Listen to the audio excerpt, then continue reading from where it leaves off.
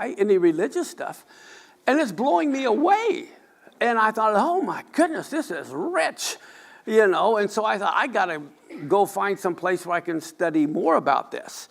And so for me, again, you just throw out the garbage, but keep what's good. That's why I subscribe to a lot of different Torah portions from Orthodox Jewish websites.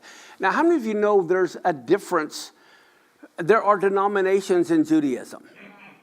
I mean, all the Jews think everyone's a Catholic.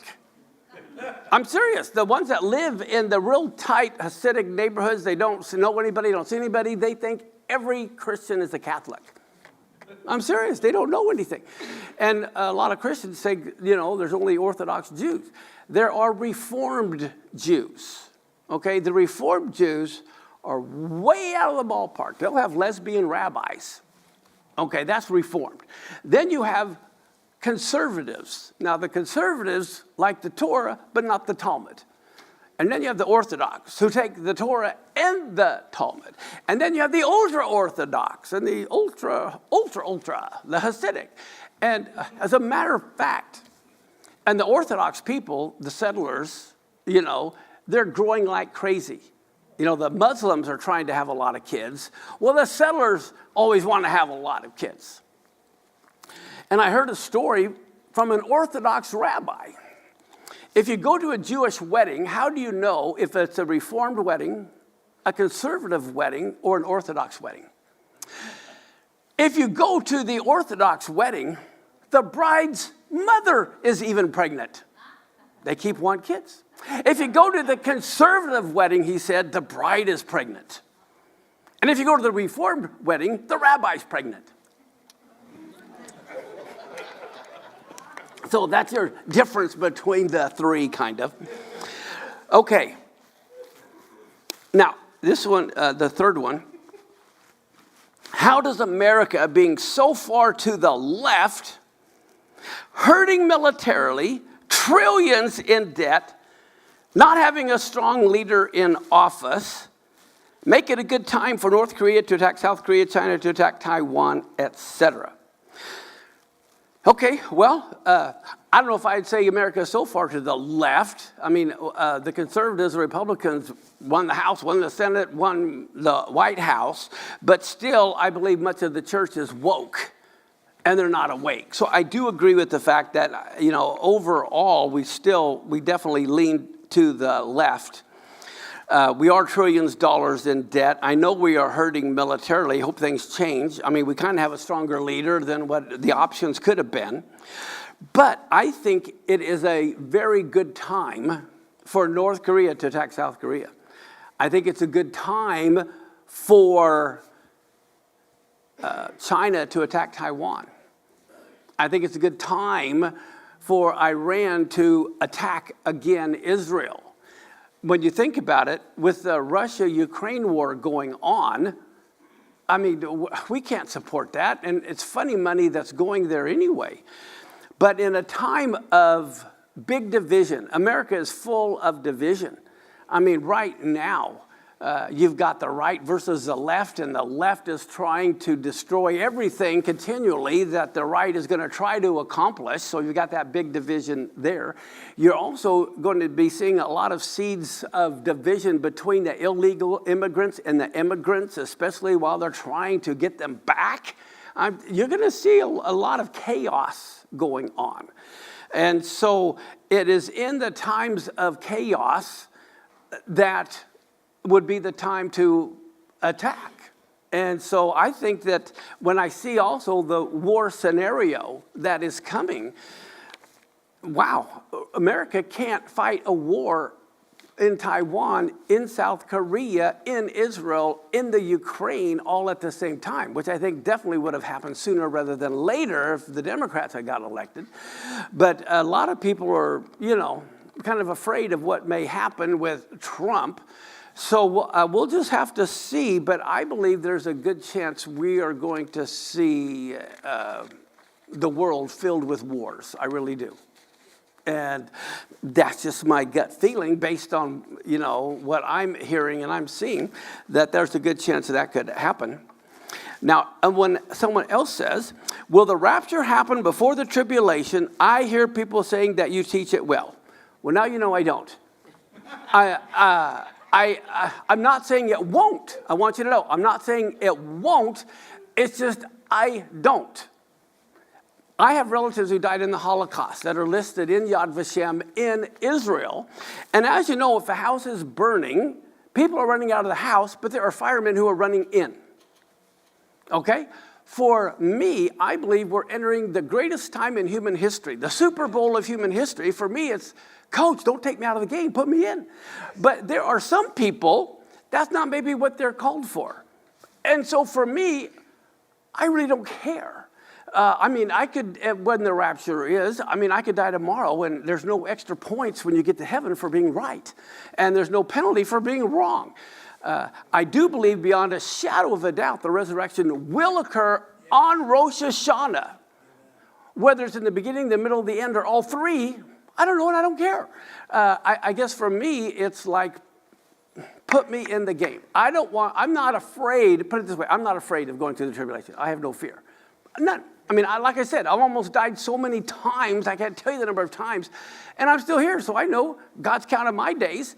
So who cares when the rapture is? I'm not afraid to go through the tribulation, but at the same time, if God wants to take me out before, I don't care. It's just, God, don't take me out until I finish the mission. We're all going to die anyway, so what difference does it make? I don't want to go down hiding behind a rock. I want to go down swinging. So that's just my attitude. And so I don't care if the rapture is pre, mid, pre-wrath, post. There's no extra points for being right. To me, it's not on my radar as far as a concern goes.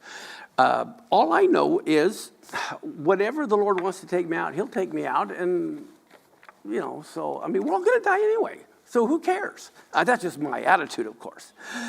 Okay. Are you familiar with the Essenes calendar found at Qumran? And yes. Okay. If yes, what are your thoughts? It's not correct. Okay.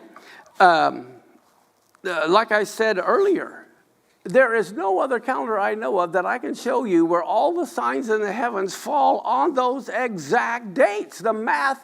Their math doesn't add up. You can't find, they think 2025 is a Jubilee year. Well, first off, you can never say any Gregorian calendar year is a Jubilee year. It's got to be 2024, 2025. Because it always is at Rosh Hashanah. So anyone who's trying to say that 2017 was a Jubilee year, you say you're crazy. Is it the first part of 2017 or the last part of 2017? And so first off, I believe on the Essene calendar, it was 2025 was the year of Jubilee. I don't remember what year it is on their calendar, but the math doesn't add up. And so for me, I stick with math, science, and God's calendar. Now, there are some people who are very anti-Semitic, and so they don't like the Hillel calendar, okay? Well, first off, God doesn't need anybody for his calendar, which is why he created it Tuesdays before he even created us.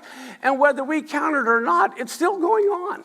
Even the Jews to this day, they don't count the year of Jubilee because not all the Jews are in the land. Whether they count it or not, doesn't matter. It's still rolling along. All right, so the main thing is get on the right calendar. Okay, now this one's interesting. It says, is it necessary to convert to Judaism if you attend a Jewish temple? It depends. If it's a Reformed temple, a conservative temple, So I don't know who asked that question, but the Reformed, they could care less. They Reformed, they're not even Jews almost. But no, you don't have to convert to Judaism. Matter of fact, you could go, the people who are really open to people who aren't Jewish is the Chabad. Everybody can go to Chabad. They welcome everybody. And they're Orthodox, okay? A little slightly different than most Orthodox. But I was even asked one time to attend a minyan, being part of the 10, because they needed 10 people. And they know I'm Messianic. They don't care. But no, you absolutely can pretty much attend every synagogue without being Jewish. You don't even have to convert, okay? I mean, just go there. They don't care. The only thing they care is, why are you there? You're invited to any one of them, but they just want to know, are you there to try to convert them to Christianity? Okay? Otherwise, they don't care. Yeah, the Chabad is always inviting the whole community to come to their Hanukkah service, just about everywhere. So, yeah, you can attend it if you want to see what it's like. Now, if you go to the Chabad, typically they have a row of plastic trees separating the men from the women. You'll have some little different things, and they'll do their prayers, and a lot of it is in Hebrew, so you need to be able to understand Hebrew. Okay, let's see. Is there one reliable calendar we can be assured of using that is completely biblical? Yes, mine.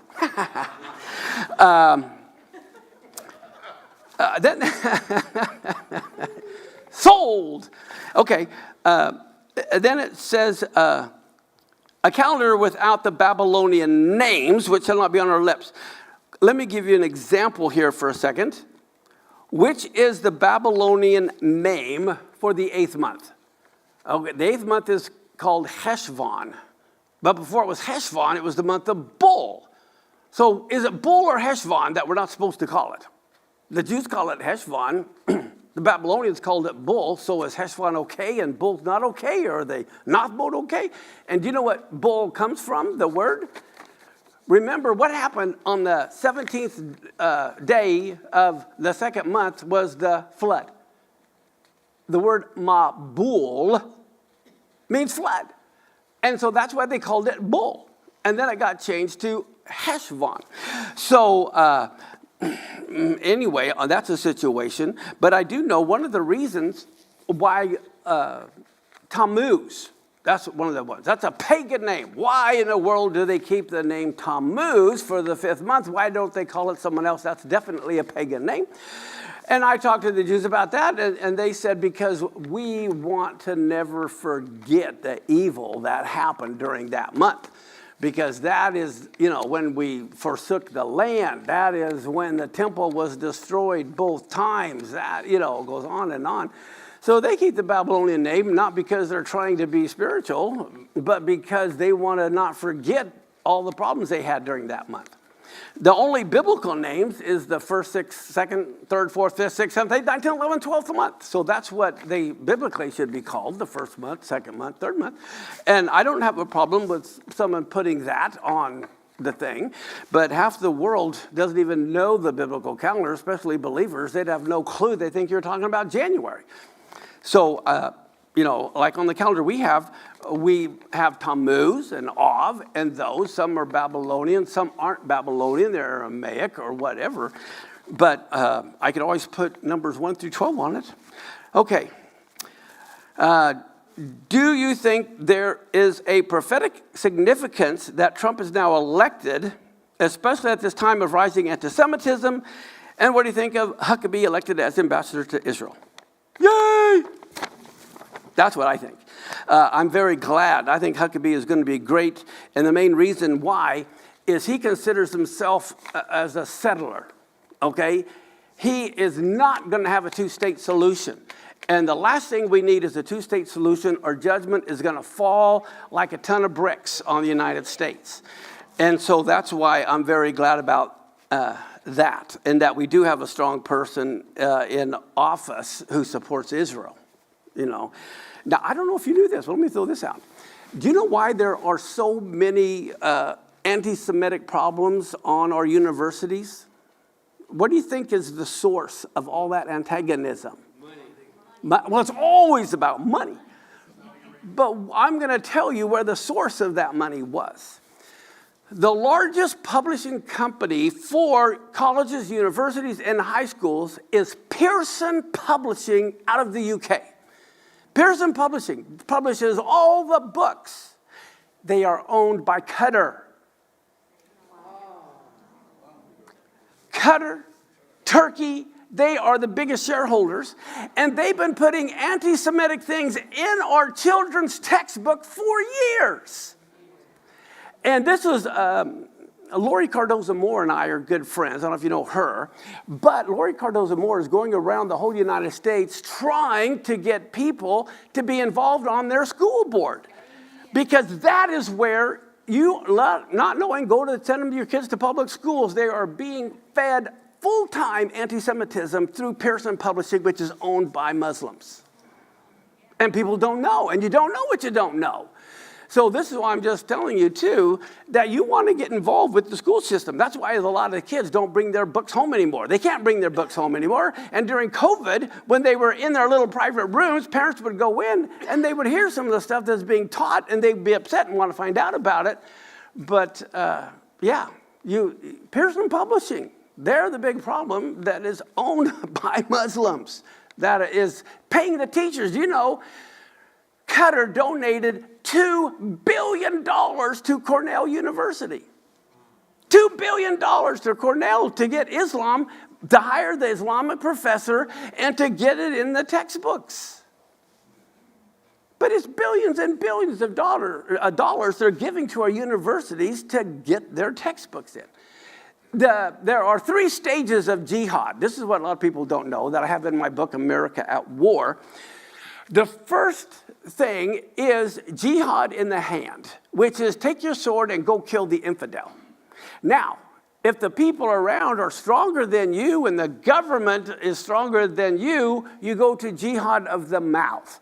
And jihad of the mouth is protest. Get everyone to do what they're doing on the universities. That's what they do. They create anti-Semitism, have riots and protests. And then the third method of jihad is jihad of the heart. And jihad of the heart means if you can't do either of those, go somewhere and get away and study the Western model, go to their universities, learn everything, and then when the time comes, use it against them. That's what happened at 9/11. They sent them over here. They took time. They learned how to fly planes. And then, what did they do? All around 9/11, there was all kinds of protests, Islamic protests about the nation of Israel and all of this. And then 9/11 happened. I'm telling you right now, that is what has been going on for the last 15 years in our textbooks. That's the jihad of the heart. They're sowing seeds, they're planting, they're getting all the high schoolers as well as the college people to be anti-Semitic. And then what do? The protesting. And that's what they're doing right now. And the next stage is jihad of the hand, where they're going to start killing the infidels. I'm telling you, when you look at the plan and how jihad actually works. And the thing is, within the Muslim world, there's a difference between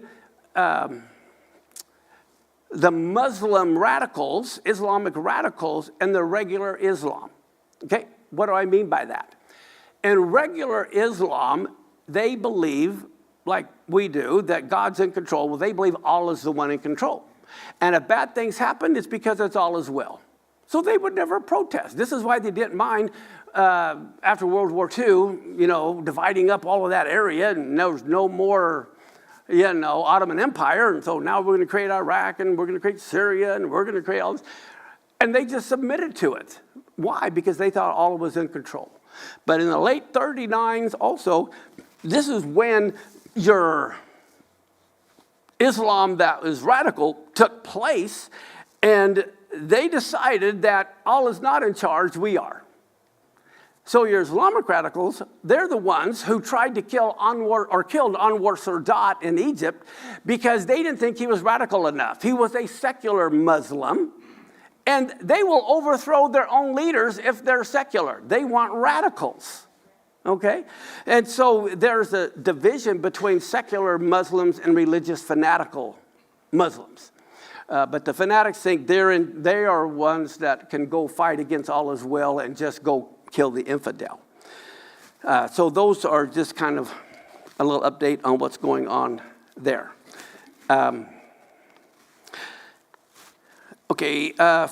For generations, preachers have been beating the rapture into the minds of their flock. I wonder if I have an idea of what they believe. Okay. Even predicting the date or the year only to have it fall short. Man, they've been doing that for a long time, especially the Seventh-day Adventists. Oh, my gosh. Okay. How do we best communicate the urgency of this message to friends and family without appearing as conspiracy theorists or religious fanatics? That is a very good question. The thing that I do, how do I say this? I am not out in the relationship to prove my point. I don't take upon discussing these things like it's a battle. I'm right, you're wrong, believe me, beep, boop, boop. It will never work. You have to build a relationship. You have to build the trust. And it's not like you're doing this to trick them and then go, aha, now.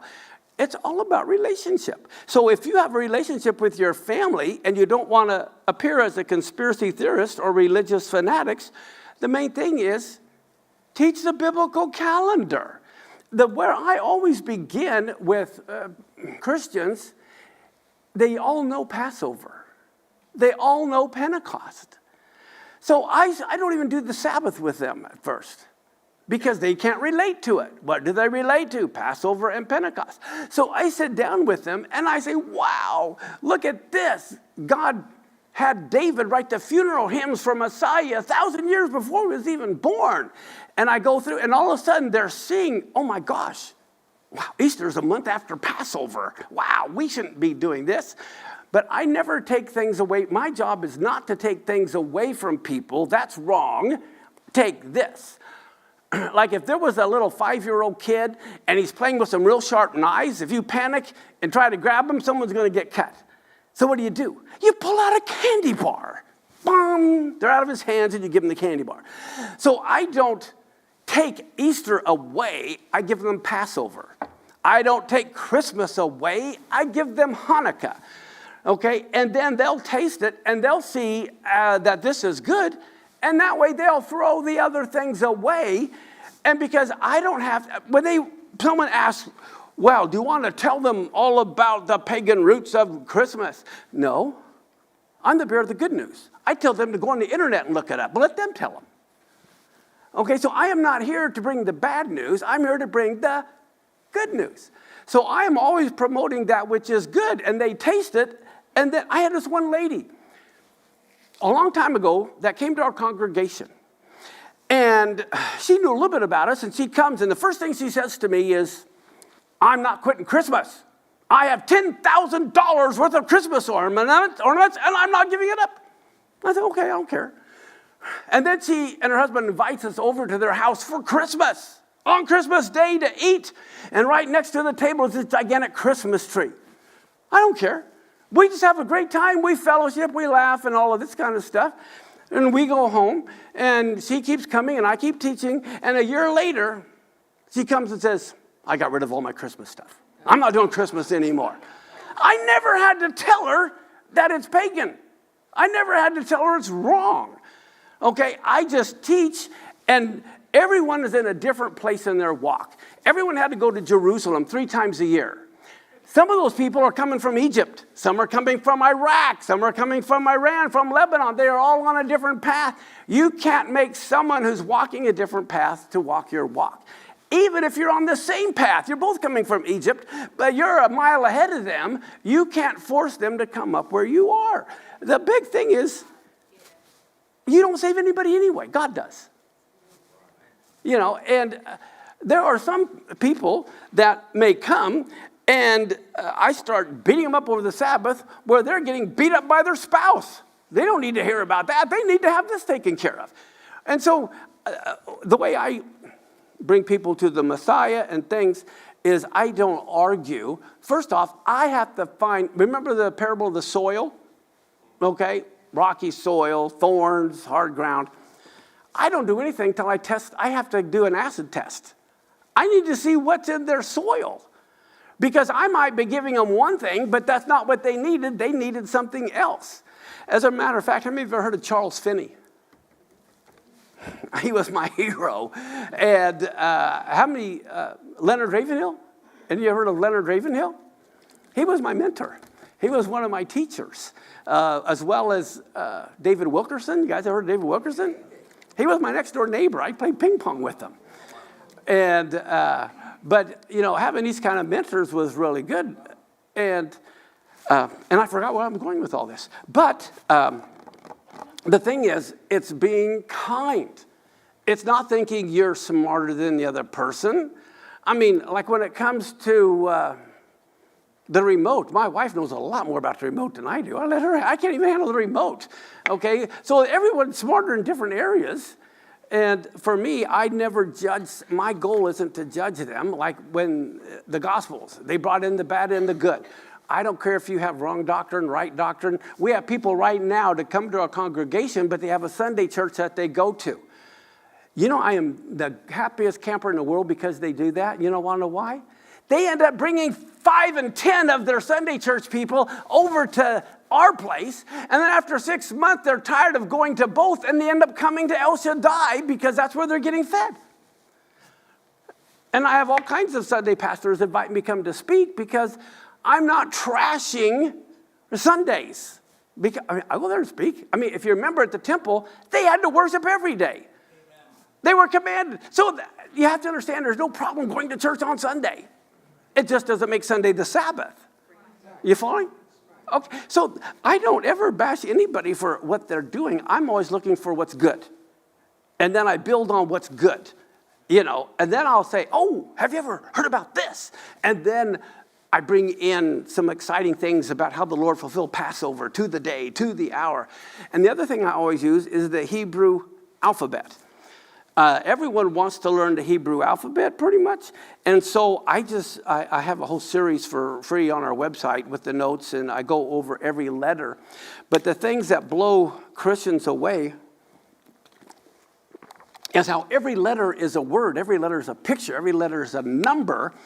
And like the word Zion, for example, David wrote the word Zion 1,000 years before Jesus was even born, right? And remember, God said he wanted to make us fishers of men? And he said, if I be lifted up, I'll catch all men, right? Christians know this. So I start with that. And I go, well, guess what? In Hebrew, the first letter of Zion is the Sade, and that means a fish hook, to catch. So the very first letter of Zion is to catch with the fish hook. The last letter, the N or the Nun, means fish. So the very word Zion means to catch fish in the Hebrew. And then I go, guess what the bait on the hook is to catch the fish? Well, I don't know. It is the Yud and the Vav. A hand and a nail is the bait on the hook to catch the fish. So when David wrote the word Zion, he drew a picture of a fish hook, a hand, a nail, and a fish. And Christians go, whoa. And so it's like, if any of you are fishermen, you got to change bait sometimes.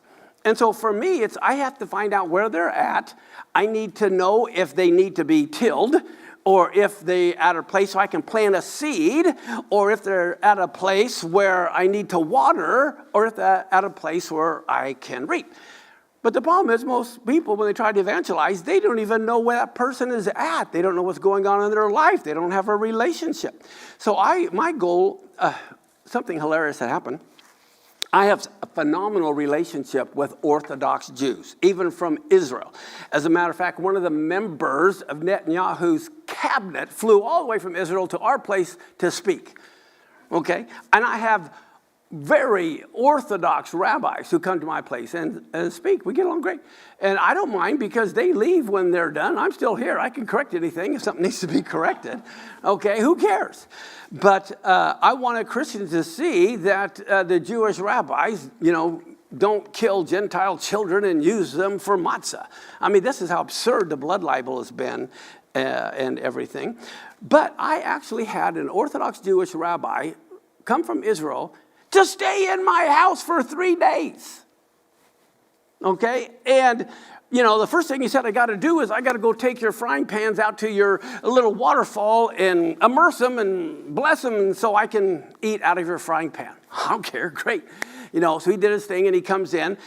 And he spends the night for 2 nights and we get up and we just talk the scriptures all day. And I'm not arguing. I'm not saying I'm right, you're wrong. He's not doing that. We're literally studying the scriptures together. And he has a hard time figuring me out, okay, which is what I like. And anyway, he goes, man, I just can't believe how these Christians can believe in a virgin birth. I said, really? Okay, so I don't argue with him. I take him up on a challenge, all right? And I show him from the Tanakh. Now, you know, many of you are familiar with Isaiah 7:14. The virgin will conceive, right? But do you know virgin is not the correct Hebrew or English translation of the Hebrew?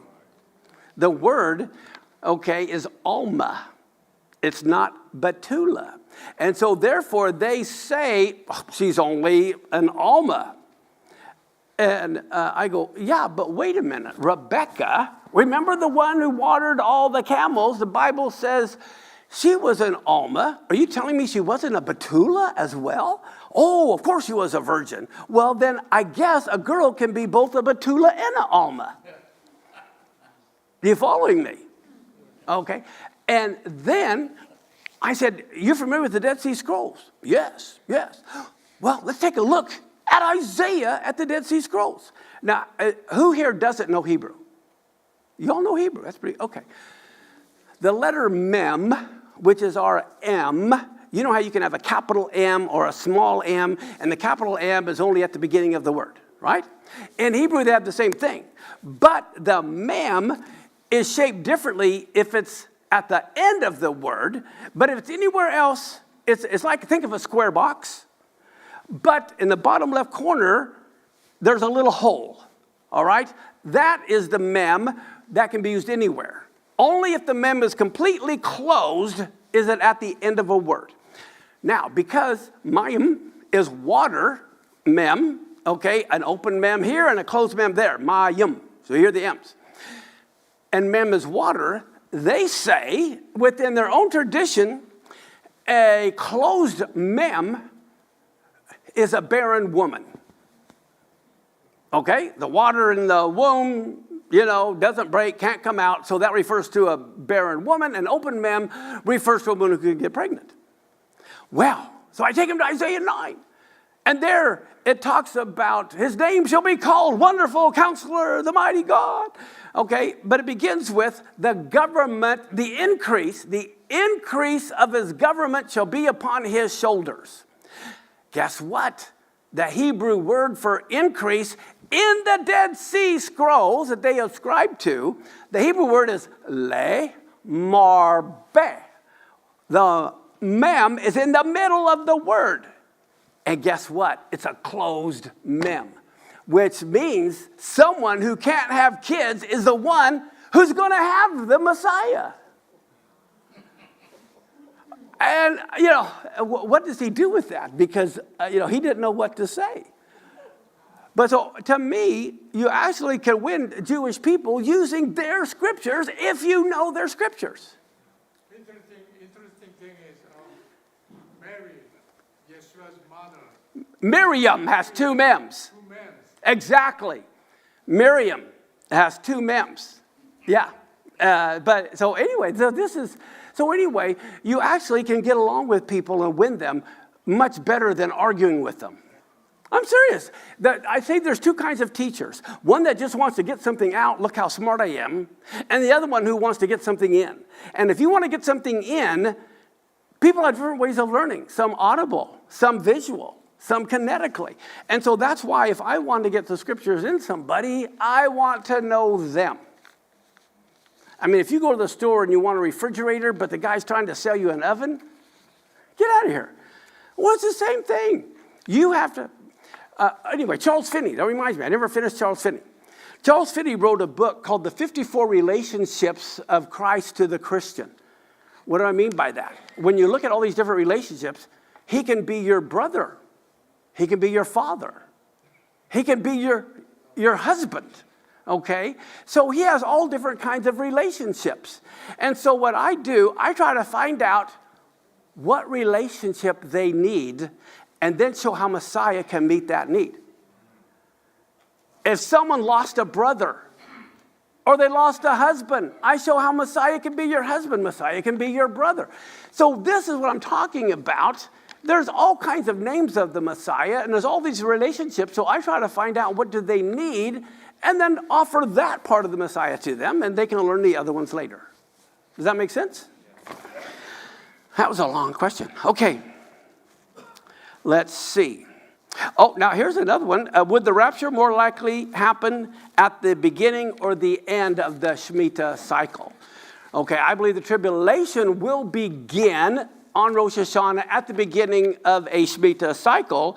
And then if you mean the resurrection of the dead, I don't use the word rapture, but if you mean the resurrection of the dead, whether it's at the beginning or the end, I don't know. You know, for me, again, whatever happens, happens. You know, I don't want to, if God wants to take me out at the beginning, I'm all for it. I'm not opposed to getting taken out before the tribulation. But if he also wants me to stay until the end, I'm not opposed. Okay, because I believe miracles like you've never seen before are going to happen. Do you remember in Acts, when they go up to the Ethiopian eunuch and he immerses him, all of a sudden he disappears and he's 40 miles away in another city. Do you ever think that could happen to you? They're trying to kill you and you just go, nah, nah, nah, and you're gone. You could go to another city. I mean, so this is why I'm not afraid. And I know a lot of people, you know, they want to prepare food and they want to prepare armory and they want to get everything prepared. You know, money, gold, silver, and all this stuff. But guess what? If a nuclear bomb hits about 200 miles away, you're going to want to get the heck out of there. And what are you going to do with all your stuff? So I really believe, I don't think I said this, but I may have had the first service. But in the Our Father, you know, give us this day our daily bread. Do you know that is actually saying, God, you obligated yourself to feed me? The fact that God created all of the fish, all of the birds, he was obligated to keep them fed. It's the same thing, especially for us. And Elijah, some birds brought him food. I really believe the time is coming where we're going to sit down with empty plates and food will appear on our table. I am looking forward to that time. So I don't have I trust so much that God's got my back that I just go. And I don't do anything stupid. I don't purposely try to kill myself or anything.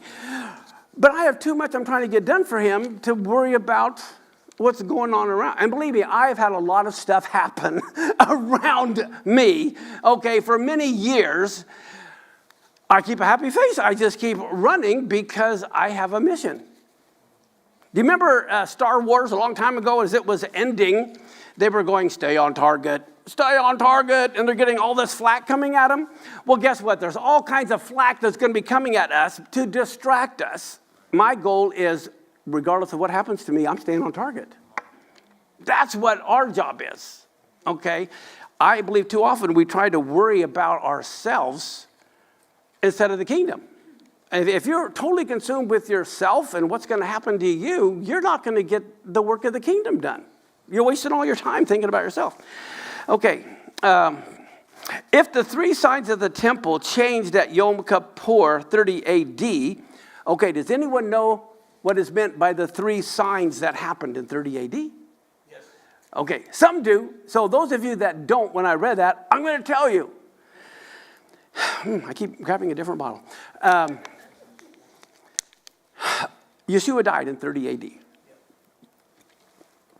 It is written in the Talmud, in Jewish history, what they would do on Yom Kippur, they would take a red sash and tie it around the horn of the scapegoat. And then they would let the scapegoat go. They also tied a red sash around the door of the temple. And that red sash would literally turn white on Yom Kippur miraculously. And that's how they knew their sins were forgiven. Now, another story that happened, though, was this goat with the red sash was sent out into the wilderness, and he'd go to a neighboring community. We don't want your stinking sinful goat. Get it out of here. And so what they ended up doing is taking the goat to the edge of a cliff and throwing it off the cliff. So they would be sure that it died. Okay? Which is why the events with Yeshua happened on Yom Kippur when they were going to throw him off the cliff. Okay, which is fascinating. But anyway, after 30 AD, the sash never turned white again. The other thing is the doors of the temple that went into the holy place, not the Holy of Holies, but the door at the big temple, those doors were 2 doors, okay, like you have in a house. The doors were 7.5 stories high, 75 feet. Each door was 75 feet. It would take like 20 men on each side to open these giant doors. And as of 30 AD, those doors would just open by themselves. And now some thought that was an omen of bad news that the temple was going to be destroyed, and they were right.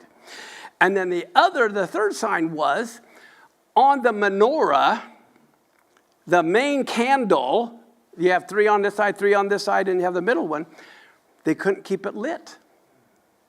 So these are 3 things that happened that's recorded in Jewish history, not Christian history, about what happened in the temple for the next 40 years until it was destroyed.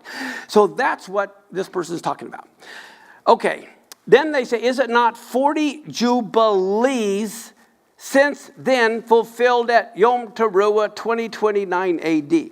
Okay, here's, I haven't checked the math, but here's the problem. If you're taking it times 50, it never works, because the 50th year was the first year of the next Shemitah cycle. So find the Jubilee year, you always have to divide everything by 49, not 50. So I'd have to look at that to see if the math works out. But let's just see, which would, in 2029, 2030 AD, the Messiah did die in 30 AD. And then it says, would it be 2,000 years since the beginning of the year when Christ read Isaiah 61 before dying 6 months later at Passover? Well, I believe Messiah was on the earth for 3.5 years, not 6 months. And he read it at the beginning of his ministry, and he didn't die 6 months later, but 3.5 years later. Okay, so what he was doing, and I showed it in the first one, I don't know if I showed it in the second one. He was reading, proclaiming everyone to be at liberty. What does that mean? It was a Shemitah year. And on my calendar, you'll see, it was a Shemitah year. That's why he's proclaiming liberty. This is what you had to do. And so he began his ministry in the Shemitah year, and he died in the middle of a Shemitah week, 3.5 years later. It wasn't 6 months later.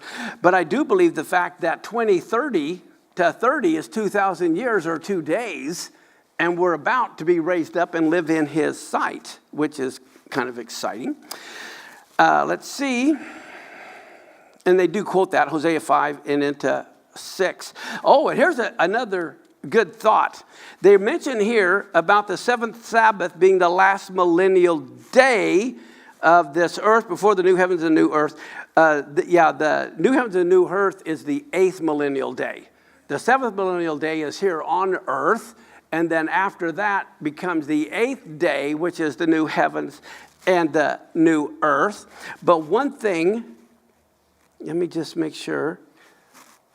Okay. What year is it right now? Okay, so what day are we in? We're in the 6th.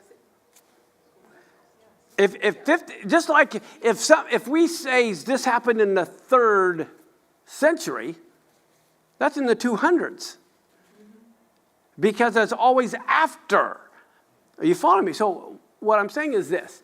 If this is the year 5785, 5,000 years have gone by, and we're in the 6th day now. As a matter of fact, we're 785 years into the 6th day. Is everyone following me now? Okay, if we are 785 into the 6th day, the next day is which is the 1,000-year reign. Now, if you remember, it always goes the evening and morning, day 1, and Shabbat starts on Friday night, not Saturday morning, and Friday's the 6th day. 5785 means we're 78% through. We are at sunset right now. The 7th day begins within the next 7 years. The seventh, even though this is 5785, you have to understand we're at the end of the sixth day and we're at sunset. 80% of this day is gone. And so we're at the evening of the seventh day right now. Is everyone following me? Okay. No, it goes evening and morning, day one. The sixth day starts at evening of the fifth day. You got me? The Sabbath doesn't begin at sunrise Saturday. The Sabbath begins Friday night at sunset. Saturday's the seventh day, and it begins at evening of the sixth day. And we are in the sixth day, and so the seventh day begins at sunset, and we're 80% through the day. We are at sunset of the sixth day now. Just think it through. But does not the last day both mean the last day of the 6,000 years and the full millennium of the seventh day? I don't think you need it to be 1,000 years. A lot of people think that, in other words, yes, a day is 1,000 years. But I don't think we have to wait until the end of the 6,000th year. We don't have to wait till the beginning of the 6,000th year because we're at evening of the seventh day. Nowhere in the scripture does it have, yes, it says the day with the Lord says 1,000 years. But the millennium, it says 6 times in Revelation 20 that it is 1,000 years. Yes. And 6 times in John, the book of John. Right. The last day is the day of the Yeah. resurrection. Yeah, I believe the millennial reign very well could be 1,000 years. But it will begin, again, evening and morning. Right. And we're at the beginning of the seventh day now. What I'm thinking is what it's saying is that the resurrection has to be on the first 24-hour start, on the first 24-hour day. Of the seventh day. Very well, the resurrection of the dead very well could. It very well could. Now, some people, when it talks about the Yeshua rising from the dead, some people are saying it happened on Sunday, and some people are saying, no, it happened on the Sabbath. Well, it happened at Havdalah. It happened at sunset. But you have to remember, the first day begins Saturday night at sunset. So, if you want to get, technical and say, he rose on the first day of the week, or he didn't. Well, the first day of the week starts on the Shabbat, on Saturday anyway. Okay, now it says, 6 times in John, it records in the gospel that the resurrection is on the last day. I'm not sure what they mean by the last day. It was on the Feast of First Fruits. Ezekiel records, you have the resurrection of the dead bones in Ezekiel happen. That's true. And does this not mean that Israel must be resurrected on the last day of the tribulation after the 1,260 days of the ministry of the two witnesses? I believe the 3.5 years of the two witnesses is the first half of the tribulation. Because the devil kills them both, and then they rise from the dead after 3.5 days, and then comes the great tribulation for the next 3.5 years. So along this line, I want to bring this out. And sometimes it's fun to look at patterns and types and symbols. I don't know how many of you are familiar with the term Pardes in Hebrew. Pardes, the Pashat, it means garden, but it's an acronym. The P stands for Pashat, which means the plain meaning of the text. Okay? For example, it says in the Torah, don't muzzle the ox while he's working, right? That's the plain meaning of the text. Then you have the R, which is a remez, which means a hint at something else. And this is what the Apostle Paul did. He used all these. He goes, hey, I think you ought to pay the preacher because the verse over here that says don't muzzle the ox. And here the preacher's working. So they didn't say, that's not what it said. It says he's not an ox. No, you can have a hint at something else. But here's the main thing is that doesn't take away the meaning, the plain meaning of the text. So you say, okay, we don't have to any longer muzzle the ox because now it's paying the pastor. And much of Christianity, when they find a new meaning, thinks that means it erases the old meaning. No, it doesn't. That's just a remez, a hint at another meaning. Then you have the drash, which is the D, and a drash is an allegory. Like Hagar is earthly Jerusalem. Sarah is heavenly Jerusalem. Well, obviously they're not. This is an allegory. Okay, that's another way. And then the S is a sod, which means things that are secret, things that are hidden that you can find. And so that's what happens all through the New Testament when you look at it, but you have to realize you can't take every type and use it all the time, especially if it goes against what the plain meaning of the text is. As a matter of fact, they say in Judaism, in every verse, there are 70 levels. 70 levels, okay? And so, and that's where I like to take people when I do the Torah. I like to take them scuba diving or going down in the submarine. I don't want to just be in the kiddie pool anymore. But the main thing is, you can't use types all the time. I'll give you a good example without saying any names. There's a very well-known person out there that thinks Messiah was born at Passover, not at Tabernacles. That's the stupidest thing I've ever heard. And his main excuse is, well, he's the lamb, and the lambs are always born around Passover. What in the world? You're using a type that has nothing to do with it, and the lambs aren't born at Passover. They're born during the spring. It could be any time. But here this person is trying to use the physical lambs being born while saying that therefore Jesus, who is the lamb, had to be born at this time. So anyway, you just have to be real careful when you do your typologies. Let's see. Yeah, again, there's a lot of people concerned about the rapture, and it's just like, it's going to happen when it happens. It says, how can there be a possibility of gathering of the saints before the tares are gathered first? Okay, well, here's the other thing. I don't know if the difference is 10 seconds, 10 minutes, 10 years. They could happen simultaneously for that matter. I mean, I don't know, but there could be... Personally, I think the tares are going to be grabbed at the end of the tribulation, myself. The tares, the bad people, and they'll be transported to the Battle of Armageddon, or they might all get there by boat. I don't know. But I believe that the tares will be gathered at the end of the tribulation, and some people will say with the tares are gone first, that means that the Christians have to go after that. So that puts the resurrection of the dead at the end. All I know is, again, I'll be 70 years old next year.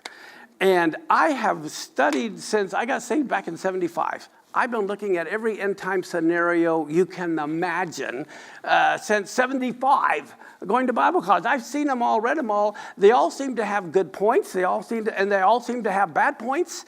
And my point is, I don't care. That sounds horrible. But it's like theology will not win you a ticket to heaven. I know a lot of people that the theology is completely screwed up, but they're the kindest person in the world I've ever seen. Okay? So, I mean, even if it's Mormon, that's next door. If my house is caught on fire, I want them to help me. I don't want just a Christian to help me. Okay? So my whole goal in life is always to build bridges, and I know theologically we're never going to come into an agreement. And so, hey, with that said, let's go have a picnic or whatever, you know. Oh, okay, let's see. Some of these are really long questions, pages of really long questions. So I'm trying, just so you can see what I'm going through, I'm trying to highlight things. I'm trying to read it very fast. Let's see, it goes on. He appears with a shout. I definitely believe that the Messiah and his reaping will be with the shout on Yom Teruah, which is basically the day of shouting. Let's see. And the wedding feast is on Sukkot. I totally believe the wedding supper. Now, here's one thing that they mentioned I think is really kind of cool. Did you know everybody is invited to the wedding supper, the good and the bad? The difference is what side of the table are you on, eating or being eaten? Everybody gets to come. Some get to be on the side of eating, and others are on the side of being eaten by the vultures. So we're all going to make it. Okay. Let's look here. Now this is interesting. It says, how could it be in God's nature for non-Jews to celebrate with Abraham, Isaac, and Jacob for 7 or even 3.5 at any length of time, resurrected in heaven before the Jews and Israel on earth, along with the 2 witnesses, Moses and Elijah, representing the law and the prophets, talking about the parable of Lazarus and the rich man? Will go so far as to send Moses back from the dead and Elijah as he had promised in Malachi. Okay, well, first off, I do believe Moses and Elijah are the 2 witnesses. There's almost no doubt in my mind they represent the law and the prophets. But I'm going to tell you something that'll blow you away. There's a 3rd witness. What? I will show you. I'll pull it out of I'll just tell you. You'll remember. Elijah and Moses represent the law and the prophets, and the Jews are not going to believe any Christian ever. But they're going to believe Moses and Elijah, hopefully. When they come back, their whole ministry is in Jerusalem. They'll be speaking Hebrew. Those 2 witnesses are not for Gentiles. They're to convince the Jews Yeshua is the Messiah using the law and the prophets. But what would you say if I told you John, the Revelator, is going to be here also? And he is going to be the witness to the Christians to return to the law and the prophets. You might say, how do you know that? It's in the book of Revelation. When John hears the 7 thunders, he goes to write down the scrolls and he says, don't you write that down. Okay, I won't. Okay. And then it comes and he says, eat it, which means it becomes a part of you. So he ate it, and you might think, what a waste of a message. No, because then it says to John, you are going to yet prophesy to many tribes, nations, and tongues. John has a message that he's going to speak in the last days, and he is going to be the witness to the non-Jews to return to the law and the prophets. Okay, not only that, I believe, can you imagine what the church is going to think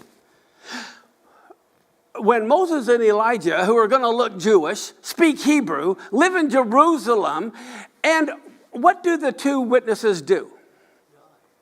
No, before they die, for 3.5 years. What are they going to? They are causing plagues.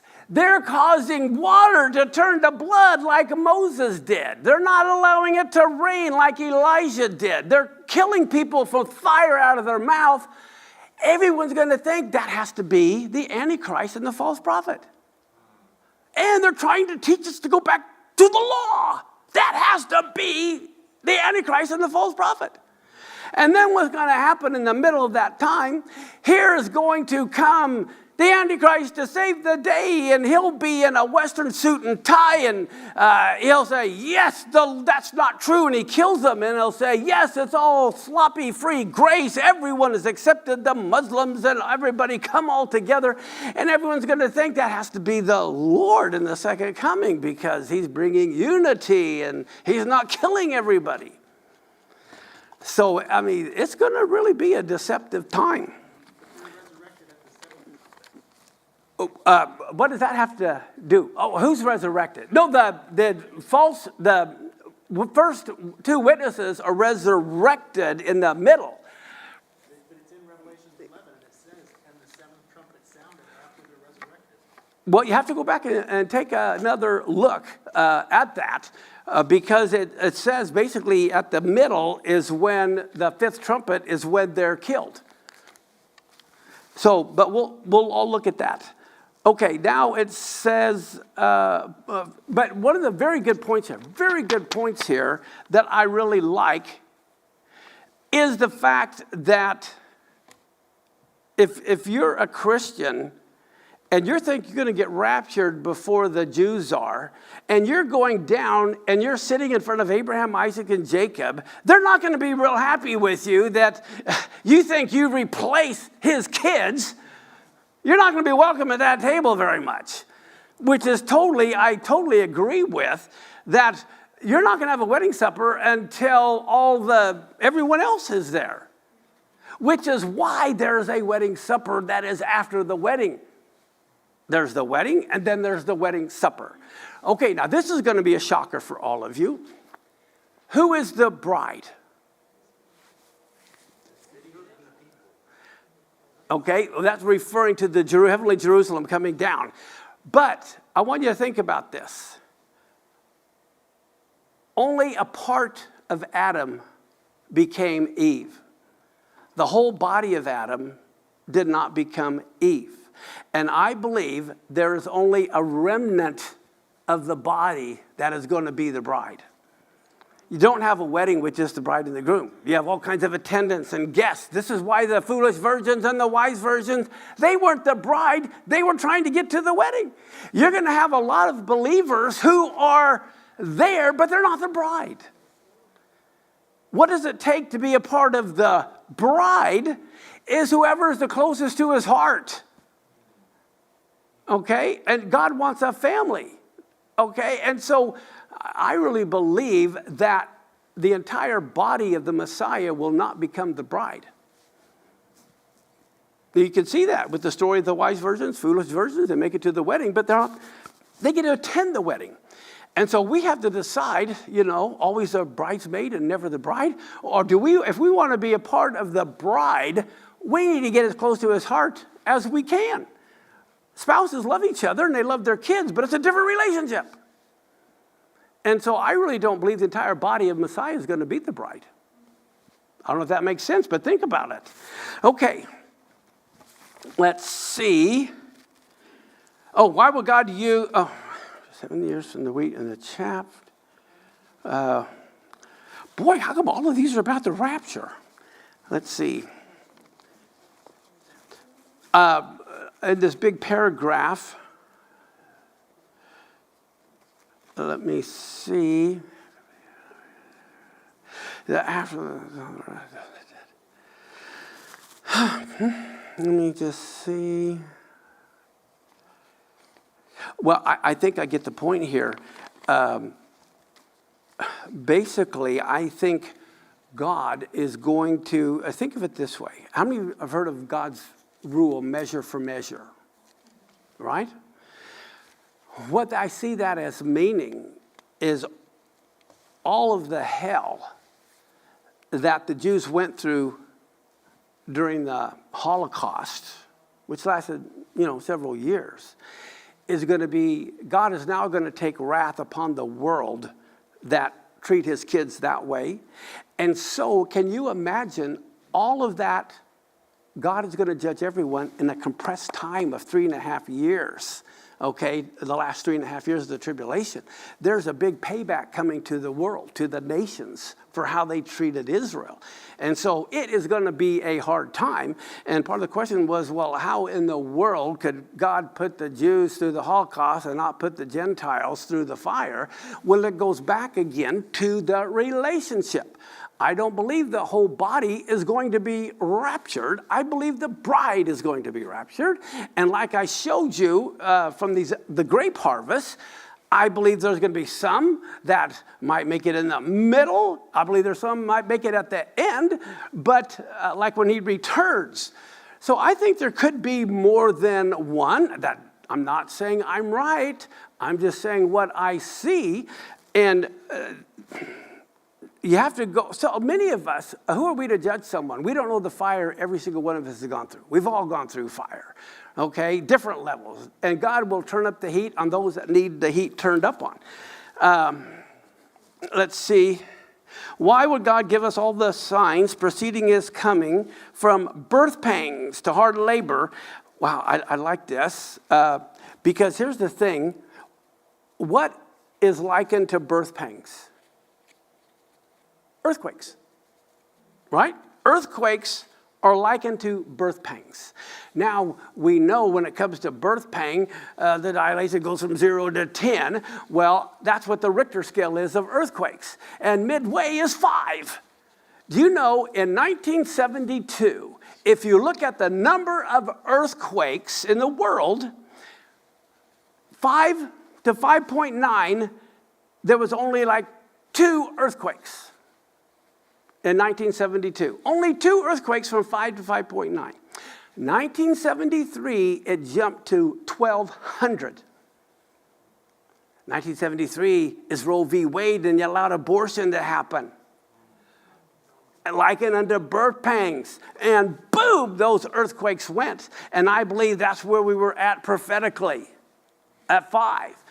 I really believe we're going to see earthquakes around 9 or 10 on the Richter scale very soon. And that will tell you how close you are to 10 and the Messiah coming. Just something to think about. Okay. My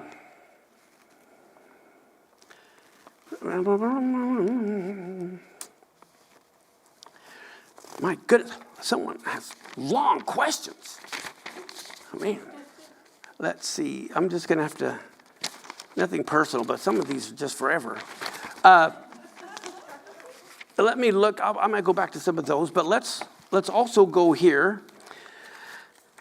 Okay, do you believe the 3.5 years of Yeshua's ministry was the first half of Daniel's 70 week? Absolutely not.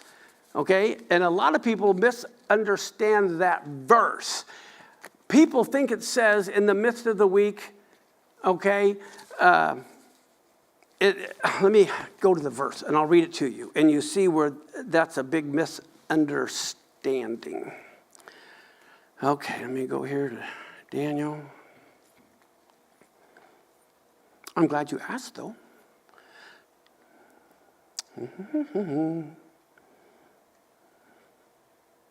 Come on. Oh, here we go.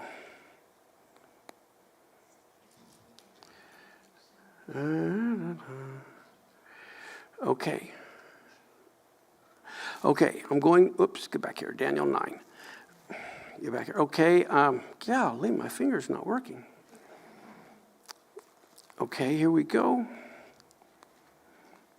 Okay, here it is. Verse 24 talks about the 70 weeks. And now in verse 26, listen to this very carefully. And you can look in your Bible, Daniel 9:26. After 62 weeks, the Messiah is cut off. So he's not, it says right there, at the end of 62 weeks, Messiah will be cut off.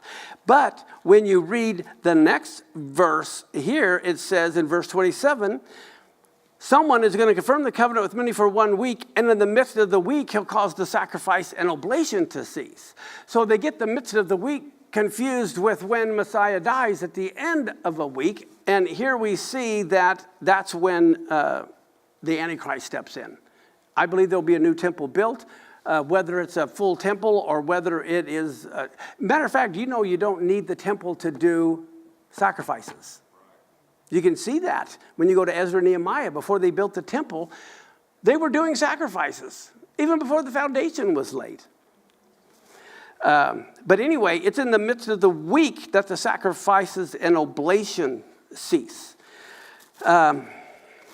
Is it possible that the UN is the assembly of Satan? Well, I don't know if it is the synagogue of Satan, but it's definitely of Satan. I can tell you that for sure. Along that line, I'll mention this. Do you guys remember in Zechariah chapter 1, that's when the red horse rides, and Zechariah sees an altar with 4 horns, right? And he says, what are these 4 horns all about? And the angel says, these are the 4 horns that are trying to divide the land of Israel. And then here comes these 4 carpenters with saws to saw off the horns.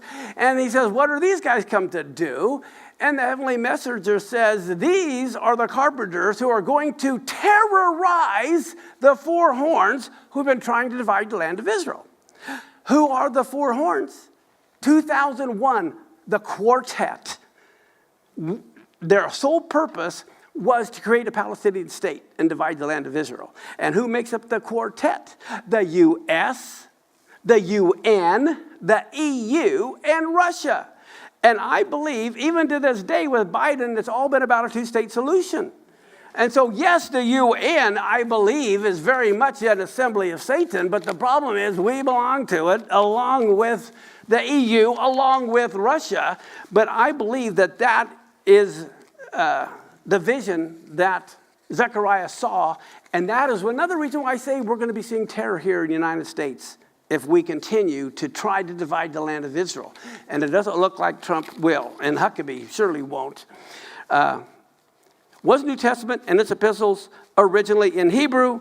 If not, they were only in Koine Greek. How does one trace back to Hebrew? I love that question. Okay, first off, not all of it was written in Hebrew, but there are definitely books that were written in Hebrew. Just because you can't find an original doesn't mean it wasn't original. And how I know, for example, Matthew, the book of Matthew, he was a Levite, okay, and he spoke Hebrew. And if you go to the book of Matthew and you look at the Greek, if you translate it back appropriately into Hebrew, you see poetry. That's how you know it was in Hebrew, because you see poetry you don't see in the Greek that is now missing. So that tells you that, and I believe Revelation was written in Hebrew. I believe the book of Hebrews was written in Hebrew. Now, it doesn't mean every book was written originally in Hebrew, but yes, some of the New Testament, I believe, was written originally in Hebrew. Now, here's the other important thing. They said not, if not, was it only in Koine Greek? Do you know what Koine Greek means compared to classical Greek? Okay, Koine Greek is the common street language. Ain't gonna do it. Okay, so the Koine Greek was just the street language. And that's how the New Testament was written, which tells you it was probably written by Hebrews. Okay, and then how does one trace it back to Hebrew? What you do is you just take the Greek and go back, translate it back to Hebrew. That's how you do it. But the problem, and this is what Danny Ben-Gigi and I were solving, because he's the #1 Hebrew scholar, and I know the New Testament, so we're working together. A guy by the name of Daitlich did that. He took the Greek and he simply put it back, reversed it back into Hebrew. But you can't do that, especially when you're quoting an Old Testament verse. You better go look at the original verse in Hebrew and put that over into the New Testament if you're quoting that verse. All right, well, Daitlich, we have discovered, as we're looking through his Hebrew, made several errors. All right, well, guess what? He's being paid by Christians to do this work. He wasn't rich, and he wanted to keep them happy. Okay? All right, just because you're Jewish, it doesn't mean you're holy. And just because you can read and write Hebrew doesn't make you holy, okay? You're going to submit to whatever you have. So we went through, and we not only corrected all the English errors, we corrected his Hebrew errors as well. Some were on purpose, and that's what's horrible. Some of it was on purpose. Were any of you here when I showed Jeremiah 31? Who wasn't here when I went over Jeremiah 31? Who wasn't here? In Hebrews 8:9 is quoting Jeremiah 31. If you go back and look at in English, they're both different. How can they both be different? All right, because he was taking the Greek, which was wrong, and just using that rather than simply going back to the Hebrew and putting it in correctly. And so Hebrews 8:9 says, even though they broke my covenant, I puked them out. But in Jeremiah 31, it says, even though they broke my covenant, I was a husband to them. Well, how do you get I was a husband till I puke them out? Okay. What are your thoughts regarding biblical cosmology, a.k.a. a flat earth? Okay. I can tell you this. I live in Washington State. Imagine Washington State. And I have flown around the world from east to west, and I've gone to Israel. I've gone to Korea. I've gone from Washington this way, and I went around the world, and I ended up back in Washington. Okay, I've flown west to Korea, and I've flown east. And no matter which way I go, it takes me to the same place. So I know from going around the world, it's not flat because I've gone around the whole world. And so I just know from going around the world, I was in 13 nations in 13 months. I've gone all about every single continent but Antarctica. And so I just know that the earth isn't flat from experience. If I can go either direction and end up at the same place.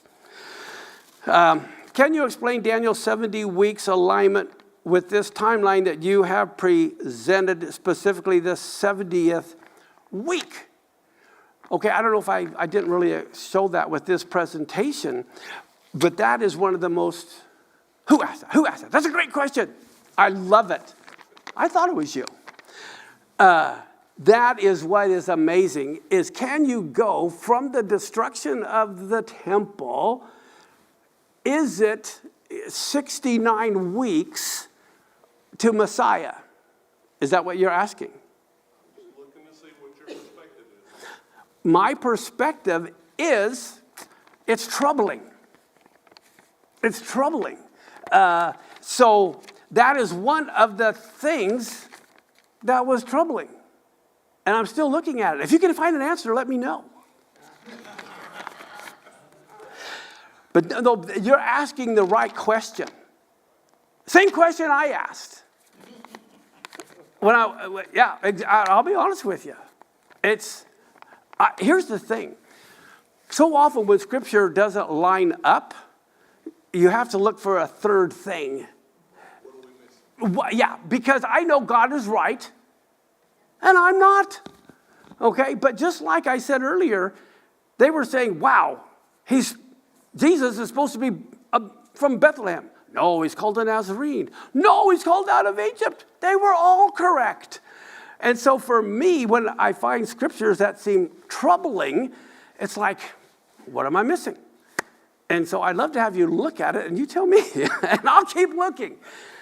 Okay? But you're asking the exact right question that I have also looked at. Yes. Oh, let's have a voice mic, or let's do the hand mic. Yeah, let's go ahead and, got a couple more. Go ahead. Oh, they want you to speak real loud or have a mic. They're going to get you a mic so they can hear you. Where's Mike? I just wanted you to repeat what he wrote, what his question was. I missed part. When you look at all of the Shemitah weeks from creation to now, does Daniel's 70 weeks work with that? Basically, right? That's what he was saying. And I'm saying it's extremely close. It's extremely close. But it's not perfect. And so it's like, I'm still looking at it. I'm still mulling it over. Because mathematically, I challenge anyone in this world to tell me this calendar is wrong. It's all math. It is completely math. No one can find the mistakes of the Shemitah cycles in the Jubilee years. And so then you go to look to find out, okay, this is a key prophetic event. And there's something that I am still searching for. I'll just be honest with you. And help me find it. Okay. Comment on the 3 days and 3 nights between the Last Supper and resurrection. How many of you know he did not die on a Friday? There's no way you could get 3 days and 3 nights. Okay? When it said it was a high day, that means it was the first day of the Feast of Unleavened Bread. The 15th of Nisan is always a Sabbath. So a Passover, let's say, is on a Thursday. Friday is a Sabbath, a high Sabbath, because it's the first day of unleavened bread, and then Saturday is a Sabbath too, so you got 2 Sabbaths back to back. All right? I believe Yeshua died on a Thursday. He had the Last Supper Wednesday night. He died on Thursday. They had to get him down before the Feast of Unleavened began at sunset. And if you think about it, Jerusalem is on the same latitude as Phoenix, Scottsdale. Okay, that's the same way where it is on the globe. And it became sunset in the spring around 8 o'clock at night. So they had plenty of time, but they still wanted to get him down because they had to get him wrapped and all this kind of stuff. So they got him down, I don't think it was right at 3, but it was pretty close to after 3. But they wanted to get him down before sunset at 8 because that would start the first day of unleavened bread. What that meant was there were 2 Sabbaths back to back before they could get to him. And this is why they were waiting. And so I believe they got to him, could have been, girls got to him early in the morning on the first day of the week, but that doesn't mean he didn't rise Saturday night on the first day of the week. But there's no way that it could be any other way, because you don't have 3 nights. You can't get 3 nights from a Friday night. So anyway, that's what I think. Okay, is there any significance to an entire chapter on Abraham purchasing a place to bury Sarah? You know what? That reminds me of something else. That's such a great question. But you know what's amazing to me about God? How humble God is. If anyone has the right to be proud and show us a thing or two, it would be God. But do you know, he spends 2 chapters on creating the universe, and then he takes 20 chapters on us creating a place for him. Wow, look what my kids did. He's so proud of the kids. He has to write 20 chapters on how we built this little tabernacle for him. But when it comes to him writing what he did, 2 chapters. I mean, that was amazing. But now, here you have an entire chapter on Abraham purchasing a place to bury Sarah. Wow, Abraham basically is the father of our faith. And I think that is huge. And what some people miss is like what I showed, how Ephron's name is changed in Hebrew when he sells it, okay? And the fact that, did you know, as I showed you, Abram wasn't there when Sarah died. They had separated. Sarah's in Hebron. He's over in Beersheba. And so he has to get up when he hears Sarah dies and go and bury them, because Sarah dies like within the same year as Isaac was lifted up, and she couldn't handle the stress. She was 127, okay? And and it's called, the Torah portion is called the life of Sarah. It should be the death of Sarah. It doesn't talk anything about her life. It talks about her dying. But I think that Abraham, being the man of faith that he was, as it says in the book of Hebrews, he really believed that God was going to raise Isaac from the dead. That's why he wasn't worried about it. And, here, do you know God gave the promise to Abraham while he wasn't even circumcised? He was still a Gentile. And so here all of a sudden he becomes the father of our faith. But what's fascinating too, he didn't really have some faith. He believed that God could give him a son, but he couldn't believe he'd get the land. How do I know? Show me a sign that I'm going to get the land. He was arguing with God. So, but that is good for us to know this great man of faith had doubts too. And if we have doubts, don't worry about it. Talk to God, But I think it's kind of exciting that he would spend this much time. And if you remember, who did he buy the cave of Machpelah from? What nation? Hittites. And you know what Hittite means? Terrorists. The Hittites were the first terrorists. Okay, but you know what happened? If you remember, just before that,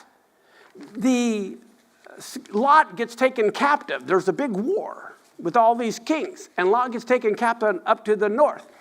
Abraham takes his 318 servants and some Gentile friends to go after him, and they were Amorites. Okay, so the Amorites owned Hebron. Now the Hittites overthrow them. Ephron probably has the property for less than a year. He got it through war, and now he's charging an exorbitant price to Abraham for this? So it's just fascinating when you look. How many of you ever been to the cave of Machpelah? I've been there several times. It is, it's in Muslim hands, basically, but it's still an absolutely amazing place. And right next to it, not too far, a couple blocks away, is the tomb of Rachel. I don't mean Rachel, Ruth. Ruth and Jesse are there. So you can go visit Ruth's tomb and Jesse's tomb. It's also in Hebron. But anyway, I've been there several times, never had a problem, but once some Arabs were throwing rocks at our bus, but we didn't care. We had an armored bus.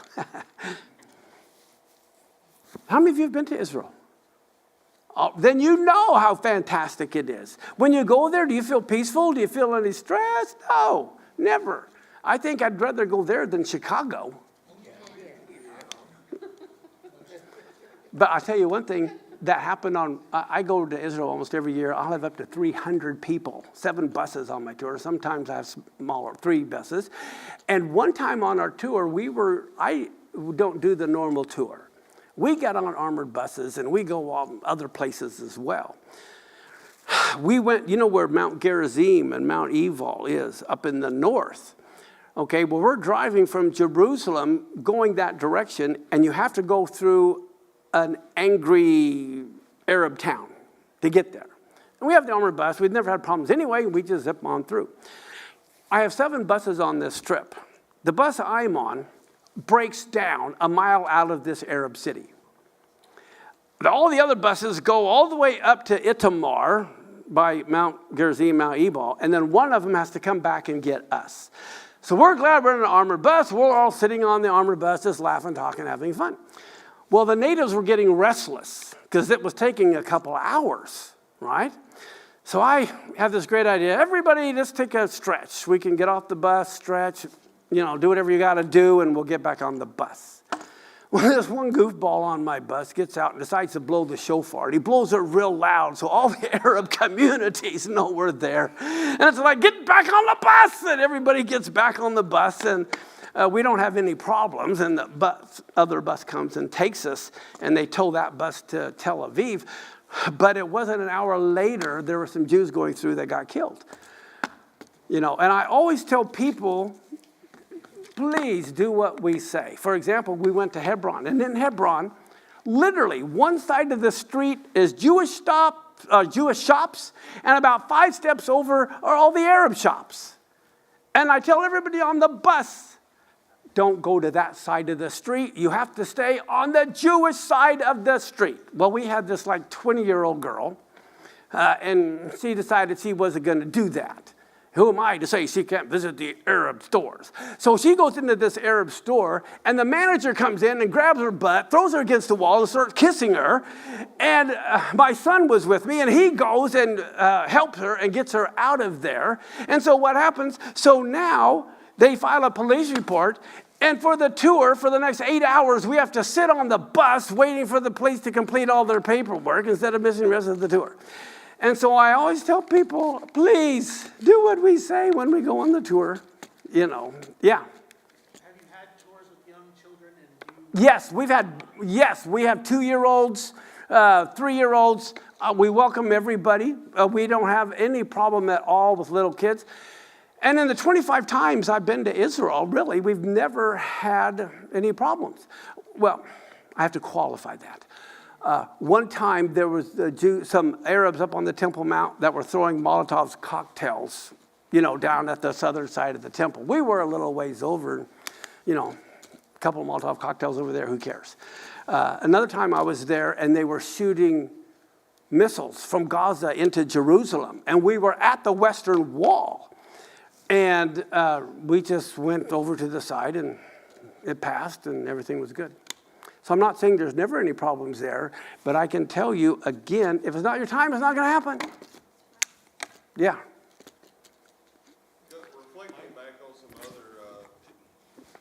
Reflecting back on some other teachers that have talked about the tribulation and our role during the tribulation, whether we'll be here or not. Do you subscribe to the theory of the greater Exodus? Well, do you mean Jeremiah 16? Being a type and shadow type of the original Exodus. I do. Jeremiah 16 is plain. I believe there will be a second Exodus that is much greater than the first Exodus. Because if you remember, it says in there that God is first going to fish them, and then he's going to send the hunters to chase them. Because he wants all of them there. He wanted them there 3 times a year, Passover, Pentecost, and Tabernacles. Why? To see the Messiah die. Why? To see the Holy Spirit poured out. Well, this next one is going to be around Rosh Hashanah. And I don't know if you knew this, but when the Jews left Egypt, 4/5 stayed in Egypt. Only a fifth of the Jews left Egypt. The rest of them wanted to stay. It's the same thing in the Babylonian exile. Very few wanted to return and build the temple. Most of them wanted to stay in Babylon. They were having it good. Why mess with it? And so God is going to, again, bring terrorism to the United States with the sole purpose of chasing the Jews out of here. And then what's going to happen, they always blame the victim. They're going to blame the Jewish people because they're being attacked here in the United States. Well, if you weren't here, they wouldn't have attacked, and my kid wouldn't have died because they were at the same restaurant as the Jews were. That's what we do. We blame the victim. And so I believe what's going to happen, you're going to see a mass exodus of Jews from America and from South America, all headed back because God is going to be sending the hunters. So I definitely believe in a greater exodus. And it could happen really fast. Wait for a mic. How does that tie in with Revelation 12 with the woman fleeing to the wilderness for 3.5 years? Where is that to? I mean, two wings of eagle, the Jordan area is an hour-and-a-half drive. Yeah, I do not believe in the Petra being the place. There's no way Petra's the place. I've been to Petra, and everyone knows it's there. It's not some secret place. But as far as what you're talking about was very fascinating. In the book of Ezekiel, it talks about he's going to bring Israel out into the wilderness, and he's going to put them under a rod, okay? And he is going to separate the sheep from the goats of Israel. And with that in mind, go back and read in Ezekiel where he talks about Israel going out into the wilderness, and he says, I will speak to them face to face. That's a Yom Kippur event. In Revelation, they all come back on white horses and white clothing. That's a Yom Kippur event. All the Jews wear white. And so when you have this understanding, you know, when you look at Revelation, what days these different events are happening. Just like you hear trumpets, well, that's the Feast of Trumpets. Everyone comes in white. That's Yom Kippur. Tabernacles, that's the millennial reign when he tabernacles among men. So the first thing that happens is the tribulation. The next thing that happens, the Jews realize he's the Messiah. And then comes the millennial reign where he's here on earth. I see that hand. Mike. Okay, so the question I had is with children, our children in the womb and the children that are of a certain age, as it relates to the tribulation and the rapture, what is the facts in Scripture that has to do with the Lord taking our children? What is that all about? Okay, sure. Children are completely innocent, especially the ones in the womb and the ones around. But you know what? I think that'd be the greatest thing is to have them be taken in one sense, you know. But we know the rain falls on the just and the unjust. You know, I mean, in an earthquake, the just and the unjust suffer. So all those things. But all the thing that I know is God is closer to my kids than I am. God loves my kids more than I as a dad ever could. I mean, that's what we need to realize. God is just, number one. See, a lot of people question things if they don't believe God is fair or just. No, my number one thing is God is fair and just, and I just am clueless. I don't have all the answers. And so, I mean, it's the same thing the Jewish people say during the Holocaust. Why did my little child have to die?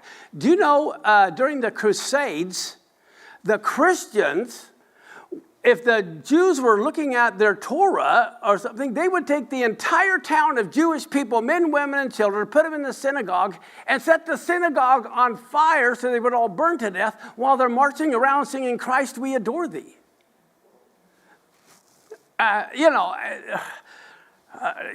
Is that just? Is that right? No, but, this is where we have to trust God. This is where our faith has to come in. It really does, that God knows what's best. What God said to Jonah, too, about the right hand and the left, so he's not lacking compassion. No, he's definitely not lacking compassion. And you know what Job's name means? Do you remember what I told you? Job's name means the hated one. He think that was fair. But this, again, it all comes down to trusting God. That's why we have to work on our relationship with God more than anything else over these next 7 years. do we really, it's one thing to say I know God, it's another thing to say I trust God. I'm serious. But faith really is amuna, where we get the word amen from, and it implies total trust in God. And sometimes we don't trust in God. And sometimes we think we do until we're put to the test, and then we realize we really don't. That reminds me of another famous story that I made up. Let me tell you, here's a thought. How many of you ever drink coffee while you're driving? Hey, or something else, Gatorade, I don't care. You're drinking something while you're driving. But let's pretend you have a cup of coffee while you're driving, and you set it down. And then all of a sudden, a deer runs in front of your car. You slam on the brake, and the coffee tips over, and all the coffee comes out. Okay? Here's my question. Why did coffee spill out of the cup?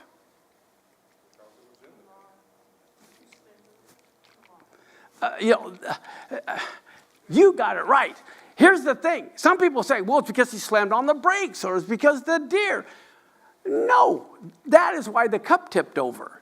The question was, why did coffee spill out? It's because there was coffee in the cup. The moral of the story, God put you in circumstances to tip you over so you can see what was in your cup.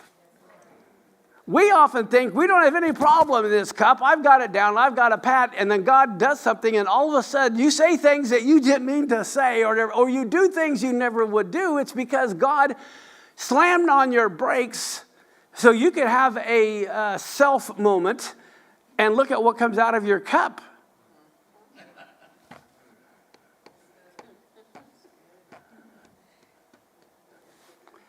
I see a hand. Yes.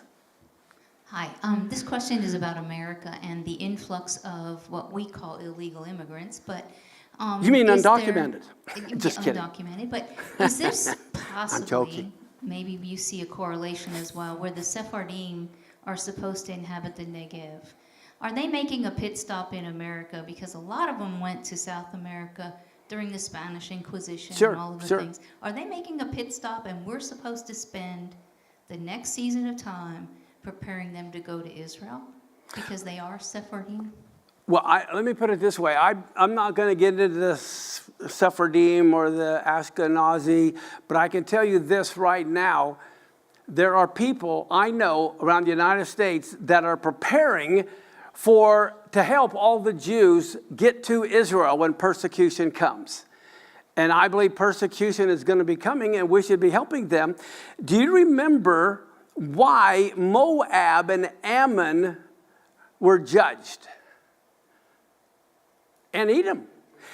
Okay? It's because when they left Egypt, it said they did not give them food and water. That's why they were judged.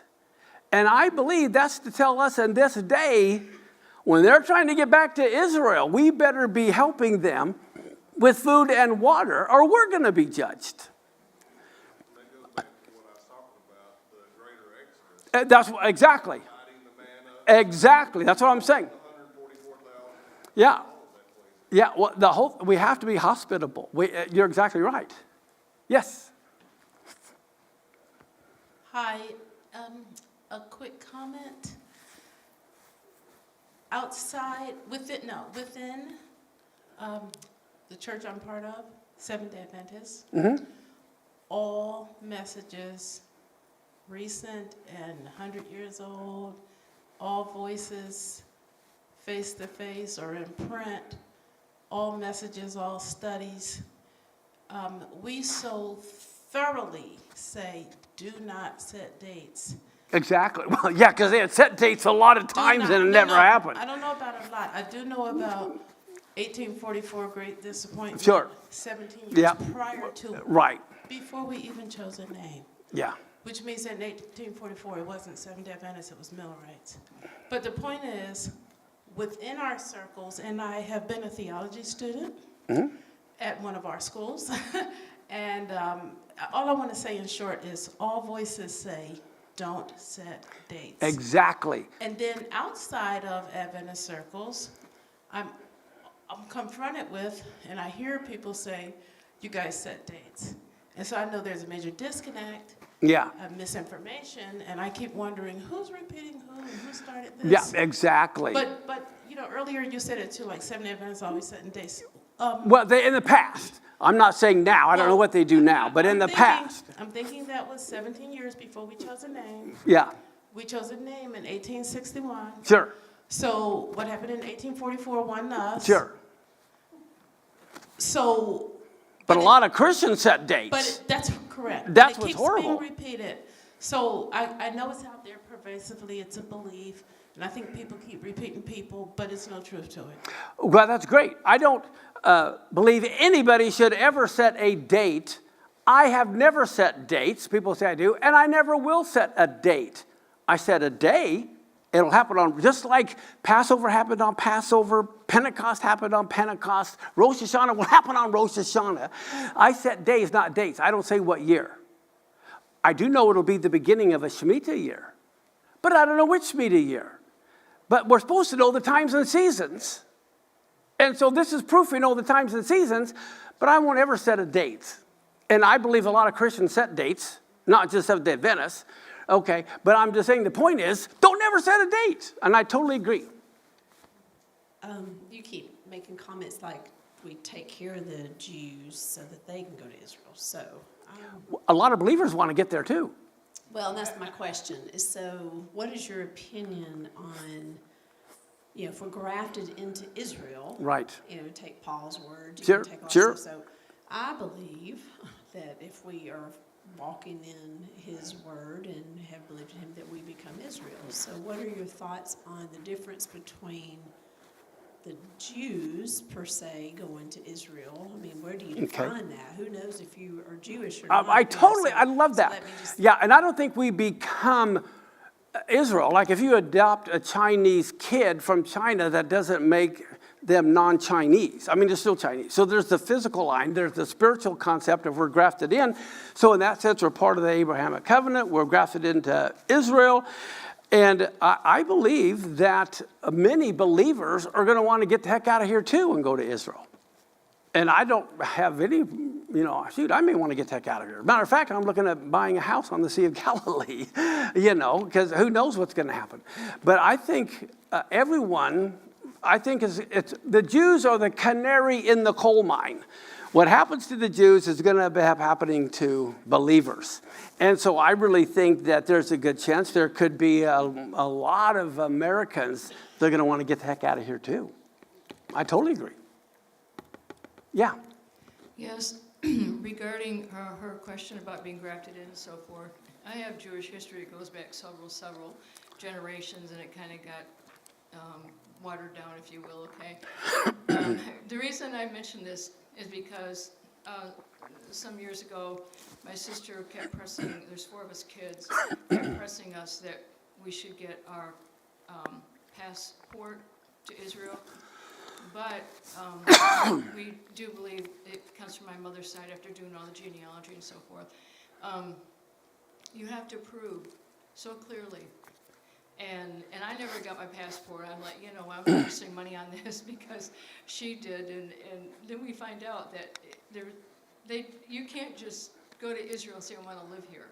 Oh, if you want to, you can go to Israel whenever you want. I go there all the time. But No, you can get a 6-month citizen. visa or you get a work visa, but you definitely become a can't stay citizen. there. Yeah, you can't become a citizen. That's what I wanted to Yeah. make. I didn't know if she understood that. I don't know if we have enough in us to do it or not. I don't know what Sure. the Indians, can you get free college because you got to prove so much Indian? You know what I mean? Yeah. So I don't anyway, think they'll base it on that, but I do believe, I know, even though the Orthodox Jews don't consider me Jewish at all, I have so many Orthodox Jewish friends. If I had to go over there, they'd be the first one to let me live there. But you can't go there based on you're grafted in. But I believe just like the gold rush, when everyone raced over to the west to get gold or whatever, I believe the time is coming, this greater exodus, where not only a lot of the Jews, but a lot of believers are going to be persecuted too, and they're going to want to get the heck out of there. And I think Israel will leave the door open. We may not become a citizen, but I think they can. It depends on who's in charge. If it's the Orthodox Jews, that's in charge. It really comes down to who's in charge of Aliyah, but that may change. That I understand, but I don't know if you're familiar with Mizrahi. Yeah. Okay, you know, some of his lectures I like because I learned so much, but I pray for him. I know he's, you know, he really hates Christians really bad. Oh, yeah. But something he mentioned, you know, because I think he's got dual citizenship. Something he mentioned is, I lost my train of thought. That when you sign the papers to go over there to get citizenship over there, he said, do not put down a religion.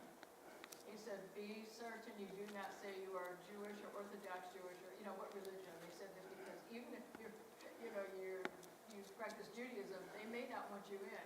Right, they really won't want you in if you're not physically Jewish practicing Judaism. They'll think you're Messianic. Yeah, he said, don't put down no religion. I mean, that's what he was saying. This has just been like a year ago. Yeah, well, I can tell you this. On El Shaddai Ministries website, nowhere will you find the word Messianic.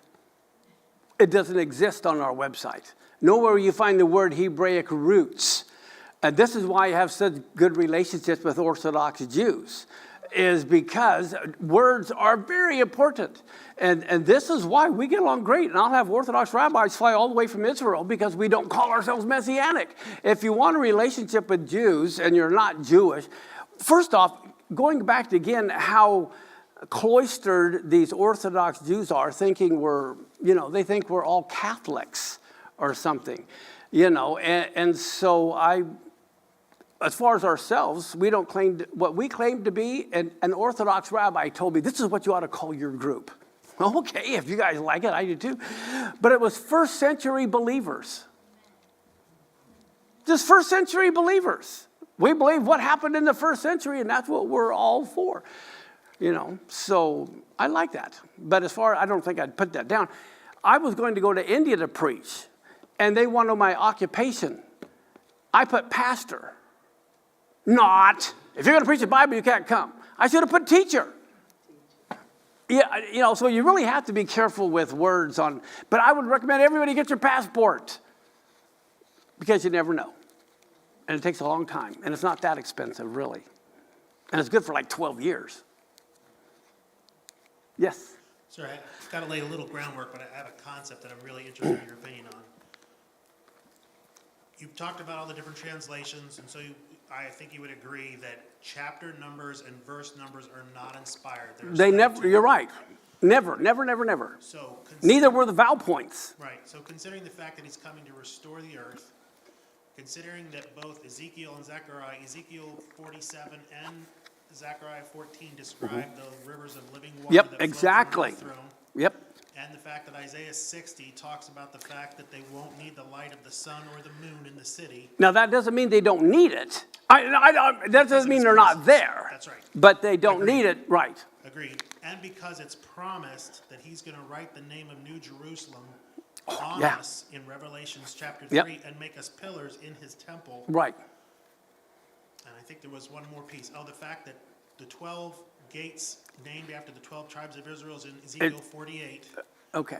Do you see? And it's not Baptist and Methodist and Right. no, okay. But do you see, have you ever considered that Revelations 21 and 22 are not about the new heavens and the earth, but about New Jerusalem, and New Jerusalem comes down during the millennium, not after the millennium? I think the prophecies of Ezekiel are of a temple that is rebuilt. And I am not sure if that refers to that one. I do know the heavenly Jerusalem comes down as the bride, but I believe it's just like the one on earth is patterned after the one in heaven. I believe the temple in heaven literally is the body of Messiah is the temple. Okay? But it has gates. And of course it has gates. And you know what about that? Can you imagine God likes borders? He has a big wall And there's a lot of people that have to fit in there. If they can't fit Well, in the but, current but Jerusalem, they well, can't fit in guess Israel. what? It says that the temple is 1,200 miles high. It's 1,200 miles. I hope there's an elevator. Yeah, I think it's the But yeah, it's mountain. like 1,200 miles wide, the New Jerusalem. 1,200 miles wide, 1,200 miles long, and 1,200 miles straight up. But it doesn't say that. It says the length and the width. Well, are what that, 12,000 right, that furlongs. means it's square, and I believe it says the height is also. It says they're equal, but then it They're- says the wall is 144 cubit, but it says it's come down on a mountain. Well, it's a cube, is what it Here's is. the other question. So when I was talking to you earlier about the foolish virgins. Yep. And those that are told to depart, they are knocking on a door. Yep, yep. That door isn't Jesus, because Jesus is behind it and he's answering. Well, So I what is love that. door? I think that's New Jerusalem. It's the city, and they're not allowed in. It very well could be, but I think it's interesting. Everyone knows the verse, I stand at the door and knock. If anyone, opens the door, I'll come and sup with him. And they use that for the unbeliever. He's knocking at the door of the church, and they don't know he's left. It's not an unbeliever. It's the Laodicean church, and they don't even know he's gone. He's knocking, and they're saying, leave me alone. We're having church. All right. We've got a few minutes left, and then it's 8 o'clock, so I don't know. I got a question back here. Understand that it's a calendar on the web called the TorahCalendar.com. Okay. Have you contacted them to help them reconcile? No, I don't even know it existed. So, but even then, my job in life is not correcting people. I don't think it's my job to correct all the people that are wrong. That's just not my job. Again, my job is to bring the good news. We all have family that need correction. We got spouses that need correction. And sometimes it's not, you just have to wait on the Lord for some of those things, But I don't see my ministry as one of correcting people. As a matter of fact, I'm glad that you asked that, because I believe I am one part of the puzzle, and I believe everyone around me has another piece of the puzzle. And if I want to get my puzzle complete, I want to know what part of the puzzle you have. So I come with the aspect of learning from everybody, so that I want to learn what they have. And I found when you do that, let me give you an example. I don't know how many of you have ever heard of the Agape Force back in the 70s. But I was a part of that right after I got saved. And one of the things that we would travel all over the United States and sell the records that we made and the like. And we would stop at a McDonald's, and we would go to the same McDonald's every night for the week that we were there. But every time we were done, we would go and clear off all the other tables, help clean up the place, and we would just walk out and leave. Well, after a couple of nights, the manager comes up and says, who are you? What? And so we told them, the meal's on us tonight, I don't believe we should evangelize until you make such a difference, someone comes up and asks you why you're different. But you're answering my question, but I'm asking it again. So you say, no, thank God I have this voice.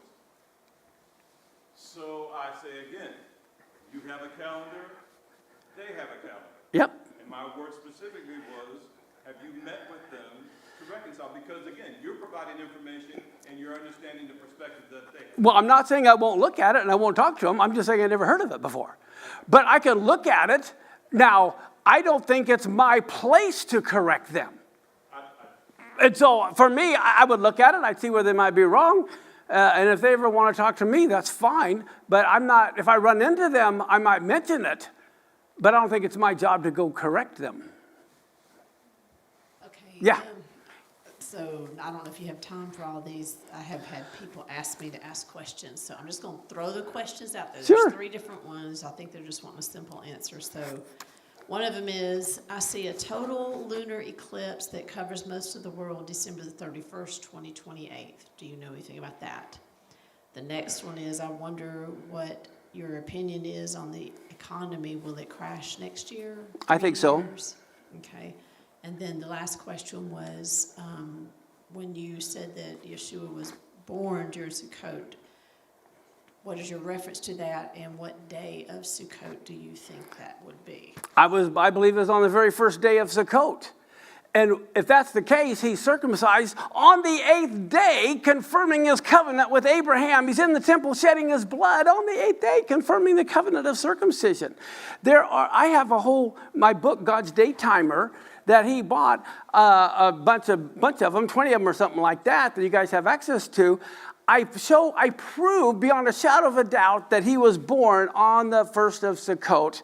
There are many biblical ways to prove it that are just beyond count. But I go into that book. I don't have time to go through it all now. Now, the first question I didn't answer as we were doing the other ones. I don't think there's any eclipse that goes around the whole world. So I don't know about that one. I can check it out for you, but I don't know anything about that. Yes?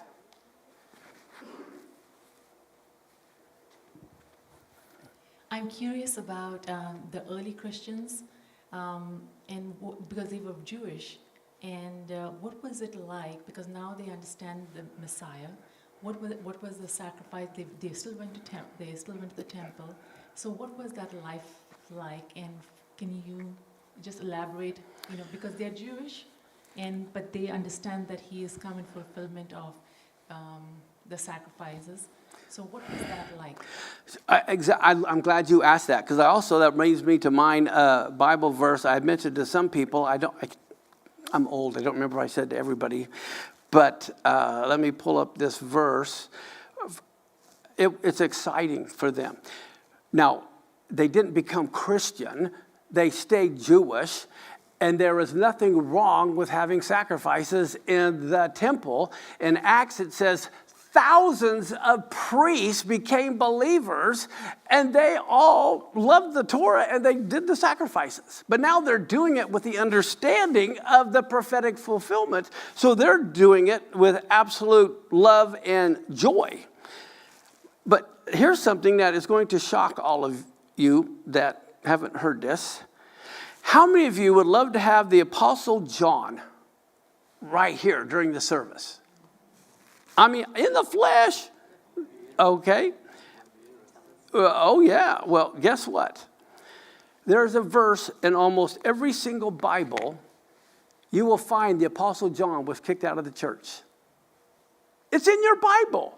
Not only was the Apostle John kicked out of the church, every Jew was kicked. Let me rephrase that. Not only was the Apostle John kicked out of the synagogue, every Jew was kicked out of the synagogue.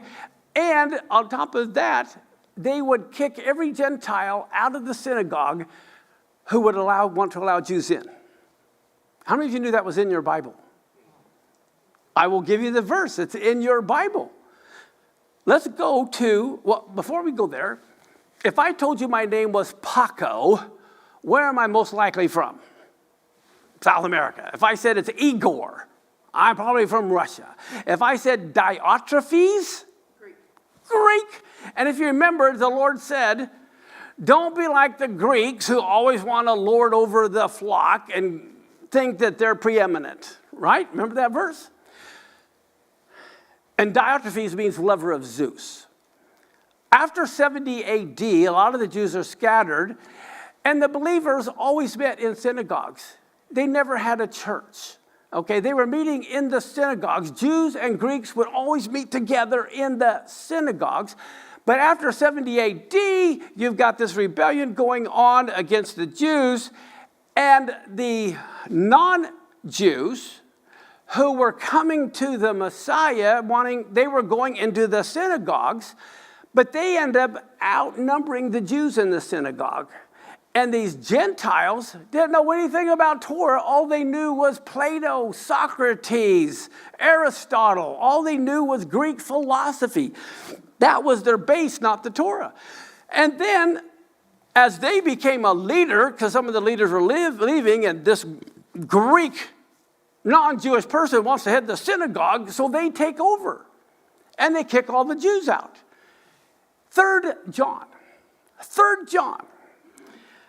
Listen to chapter 1, the only chapter, verse 9. Now, again, this may come as a shock. There were no churches in the New Testament. There weren't any. They were assemblies.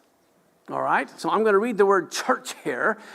But it says, here's the Apostle John writing, I wrote to the church, but Diotrephes, who loves to have the preeminence, does not receive us. This is an apostle. Diotrephes, a Greek guy, he's taken over the synagogue, says he doesn't receive the apostles. And then it says, therefore, if I even come, I'm going to remember his deeds, which he does. And this is what he does.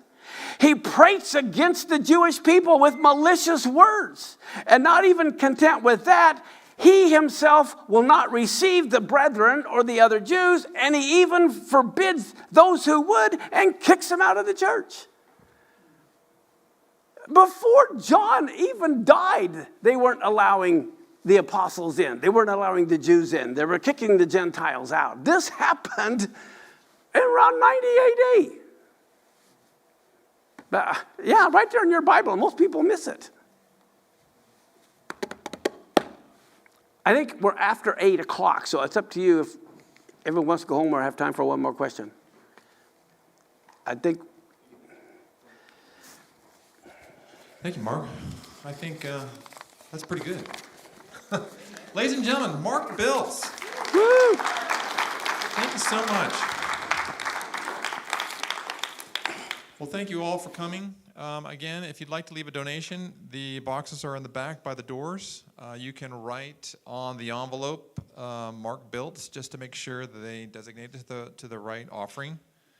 And of course, the church also is giving a donation to El Shaddai Ministries as well, so they'll get double blessed. So we really appreciate everybody coming out. Please stay connected with us somehow. If you're not on our email list, make sure you sign up for other events like this and up-and-coming biblical holidays. So good night and God bless.